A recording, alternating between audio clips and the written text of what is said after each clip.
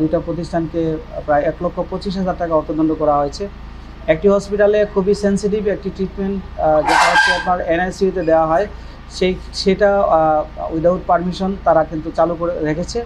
তো আমরা সরেজমিনে ওইখানে গিয়ে দেখলাম যে তাদের কিছু তাদের রোগী ছিল, তারা ট্রিটমেন্ট করেছে এবং ইনফ্রাস্ট্রাকচারের উইকনেস রয়েছে যেটা আমরা দেখেছি।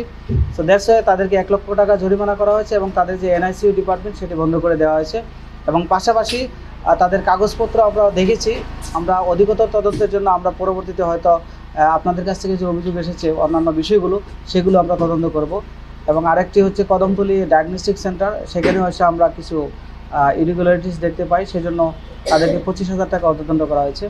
আমরা তাদেরকে সতর্ক করেছি যে তাদের যে কাগজপত্রের যে ঘাটতি রয়েছে সেগুলো যাতে দ্রুততার সাথে তারা ফিল আপ করে, এবং পাশাপাশি যে এখানে যে সেবা প্রার্থীদের জন্য যে একটি আপনার সেবার মূল্য তালিকা সেটি যাতে দৃশ্যমান জায়গায় আপনার তারা এটা সাঁটানো রাখে, সেটাও আমরা নির্দেশনা দিয়েছি। তো আমরা শুধুমাত্র এই দুইটিতেই নয়, পাশাপাশি কেরানীগঞ্জে যতগুলো ডায়াগনস্টিক সেন্টার এবং বেসরকারি প্রতিষ্ঠান রয়েছে হসপিটাল, প্রত্যেকটা প্রতিষ্ঠানে আমরা মোবাইল কোর্ট পরিচালনা করব এবং আমরা দেখব যে আসলে কী ধরনের অ্যানোমালিজ আছে। আমাদের কাছে বেশ কয়েকটি নামে অভিযোগ রয়েছে, সেগুলো আমরা মোবাইল কোর্ট পরিচালনা করে পাশাপাশি আমরা তদন্ত করব, তাদের বিরুদ্ধে ব্যবস্থা নেব এবং আমরা কঠোরভাবে আমরা ব্যবস্থা নেব, জেল জরিমানা হবে।